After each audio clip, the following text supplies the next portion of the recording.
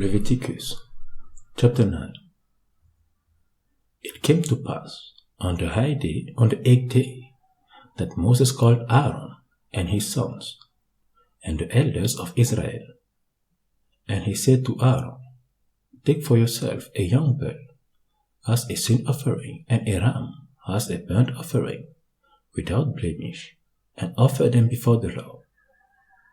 And to the children of Israel you shall speak, saying, Take a kid of the goat as a sin offering, and a calf and a lamb, both of the first year, without blemish, as a burnt offering, also a bull and a ram as a peace offering, to sacrifice before the Lord, and a grain offering mixed with oil, for today the Lord will appear to you. So they brought what Moses commanded before the tabernacle of meeting, and all the congregation drew near and stood before the Lord. Then Moses said, This is the thing which the Lord commanded you to do, and the glory of the Lord will appear to you. And Moses said to Aaron, Go to the altar, offer your sin offering and your burnt offering, and make atonement for yourself and for the people. Offer the offering of the people and make atonement for them, as the Lord commanded.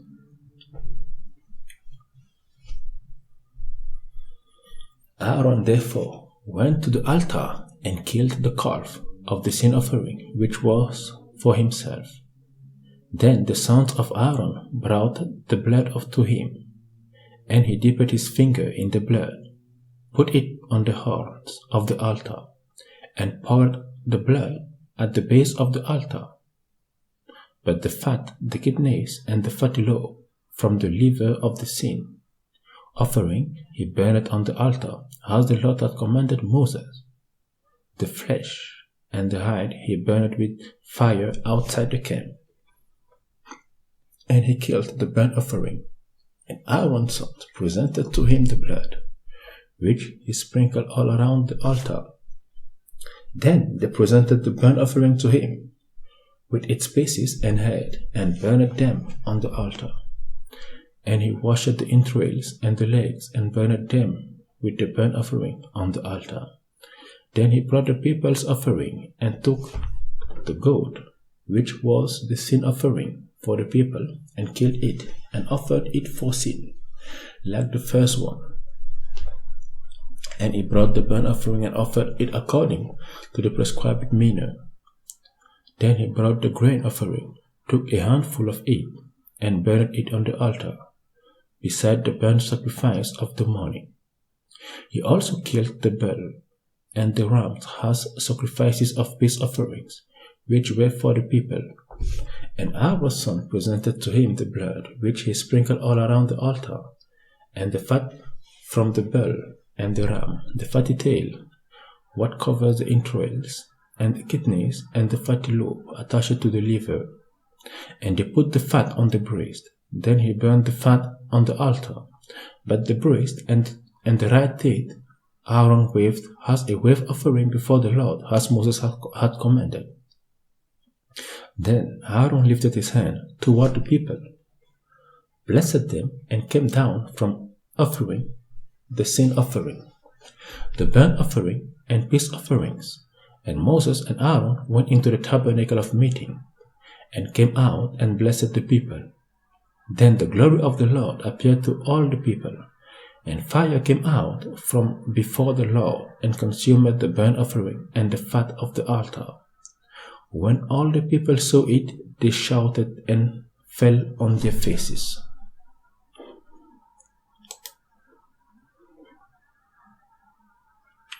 The Growing Fire and Nadab and Abihu. Then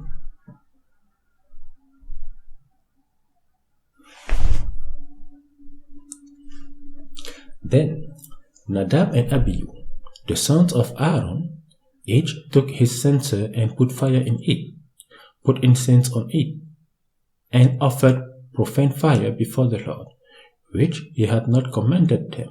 So fire went out from the Lord and devoured them, and they died before the Lord. And Moses said to Aaron, This is what the Lord spoke, saying, By those who come near me, I must be regarded as holy, and before all the people, I must be glorified. So Aaron held his peace.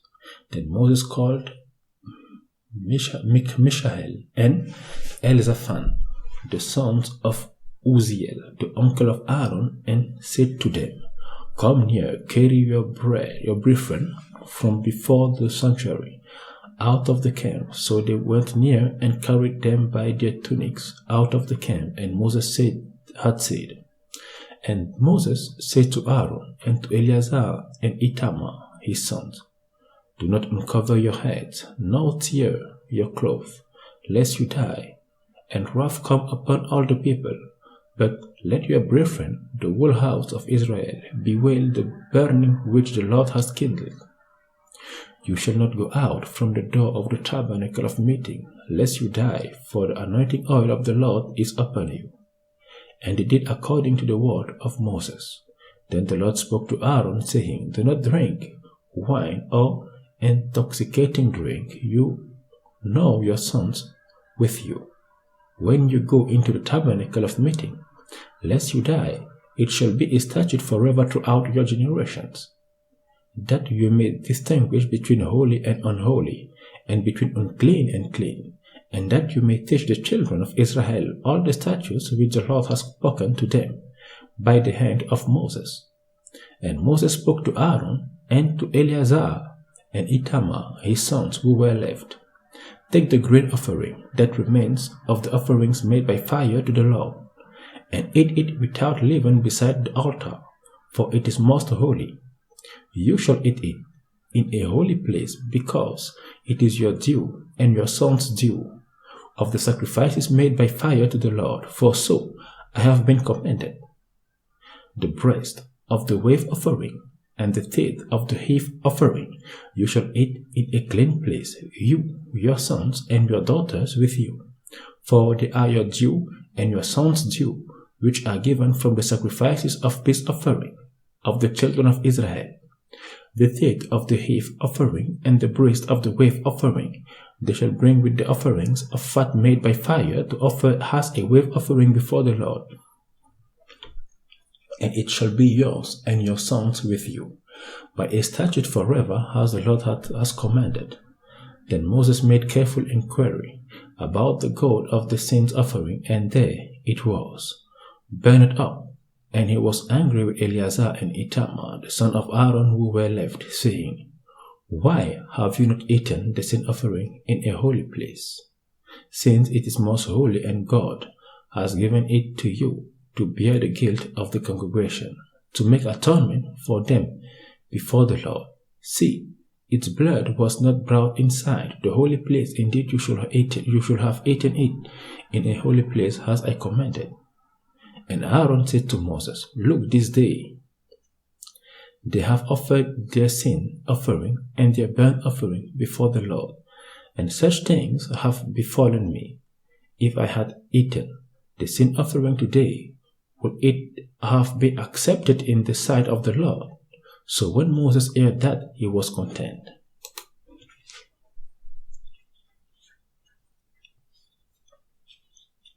Now the Lord spoke to Moses and Aaron, saying to them, Speak to the children of Israel, saying, These are the animals which you may eat among all the animals that are on the earth. Among the animal, whatever divides the hoof, having cloven hoofs and chewing the cud, that you may eat. Nevertheless, theirs you shall not eat among those that chew the cud, or those that have cloven hoofs. The camel, because it chews the cud but does not have cloven hoofs, is unclean to you. The rock erex, because it chews the cud but does not have cloven hoofs, is unclean to you. The hare, because it chews the cud but does not have cloven hoofs, is unclean to you. And the swine, though it divides the hoof, having cloven hoofs, yet does not chew the cud, is unclean to you. Their flesh you shall not eat, and their carcass you shall not touch. They are unclean to you. Theirs you may eat of all that are in the water, whatever in the water has fins and scales, whether in the seas or in the rivers, that you may eat. But all in the seas or in the river that do not have fins and scales, all that moves in the water, or any living thing which is in the water, they are an abomination to you. They shall be an abomination to you. You shall not eat their flesh, but you shall regard their carcass as an abomination. Whatever in the water does not have fins or scales, that shall be an abomination to you. And this you shall regard as an abomination among the birds. They shall not be eaten. They are an abomination. The eagle, the vulture, the buzzard, the kite, and the falcon, after its kind, every raven after its kind, the ostrich, the short-eared owl, the seagull, and the auk after its kind, the little owl, the fisher owl, and the screech owl, the white owl, the jackdaw, and the carrion vulture, the stork, the heron after its kind, the hoopoe, and the bat. All flying insects that creep on all fours shall be an abomination to you. Yet thus you may eat of every flying insect that creeps on all fours. Those which have jointed legs above their feet with which to leap on the earth. Thus you may eat the locust after its kind, the destroying locust after its kind, the cricket after its kind, and the grasshopper after its kind. But all other flying insects which have 4 feet shall be an abomination to you. By this you shall become unclean.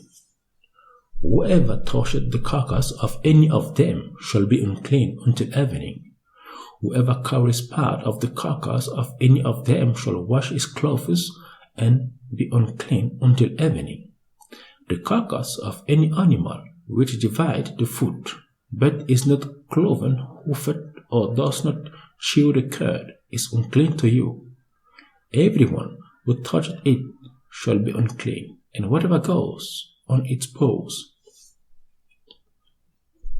Among all kinds of animal that go on all fours, those are unclean to you.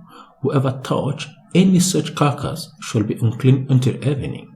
Whoever carries any such carcass shall wash his clothes and be unclean until evening. It is unclean to you. This also shall be unclean to you among the creeping things that creep on the earth: the mole, the mouse, and the large lizard after its kind, the gecko, the monitor lizard, the sand reptile, the sand lizard, and the chameleon. These are unclean to you among all that creep. Whoever touches them when they are dead shall be unclean until evening. Anything on which any of them falls when they are dead shall be unclean, whether it is any item of wood or clothing or skin or sack, whatever item it is, in which any work is done.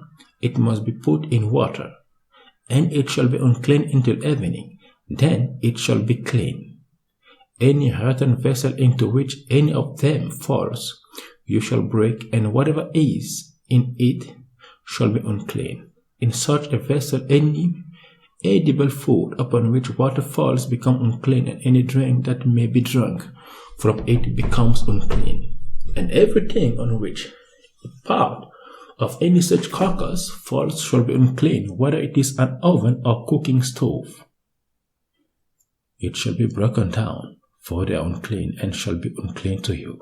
Nevertheless, a spring or a cistern, in which there is plenty of water, shall be unclean, but whatever toucheth any such carcass becomes unclean. And if a part of any such carcass falls on any planting seed which is to be sown, it remains clean. But if water is put on the seed, and if a part of any such carcass falls on it, it becomes unclean to you.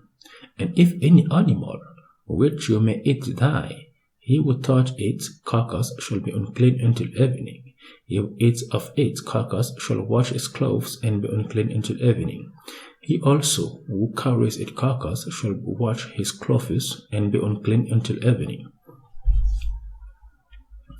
And every creeping thing that creeps on the earth shall be an abomination. It shall not be eaten. Whatever crawls on its belly, whatever goes on all fours, or whatever has many feet, among all creeping things that creep on the earth, theirs you shall not eat, for they are an abomination.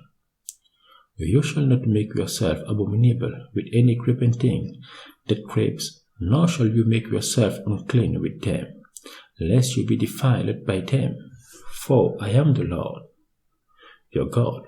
You shall therefore consecrate yourself and you shall be holy, for I am holy. Neither shall you defile yourself with any creeping thing that creeps on the earth, for I am the Lord who brings you up out of the land of Egypt to be your God. You shall therefore be holy, for I am holy. This is the law of the animals and the birds and every living creature that moves in the waters, and of every creature that creeps on the earth, to distinguish between the unclean and the clean, and between the animal that may be eaten and the animal that may not be eaten. The ritual after childbirth. Then the Lord spoke to Moses, saying, Speak to the children of Israel, saying, If a woman has conceived and born a male child, then she shall be unclean 7 days, as in the days of her customary impurity. She shall be unclean, and on the 8th day the flesh of his foreskin shall be circumcised. She shall then continue in the blood of her purification 33 days. She shall not touch any allowed thing, nor come into the sanctuary until the days of her purification are fulfilled.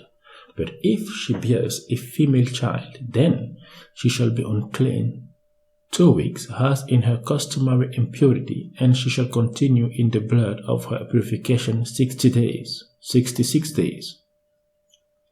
When the days of her purification are fulfilled, whether for a son or a daughter, she shall bring to the priest a lamb of the first year as a burnt offering, and a young pigeon or a turtle dove as a sin offering, to the door of the tabernacle of meeting. Then he shall offer it before the Lord and make atonement for her, and she shall be clean from the flow of her blood. This is the law for her who has borne a male or a female. And if she is not able to bring a lamb, then she may bring 2 turtle doves or 2 young pigeons. One has a burnt offering and the other has a sin offering. So the priest shall make atonement for her, and she will be clean. Amen.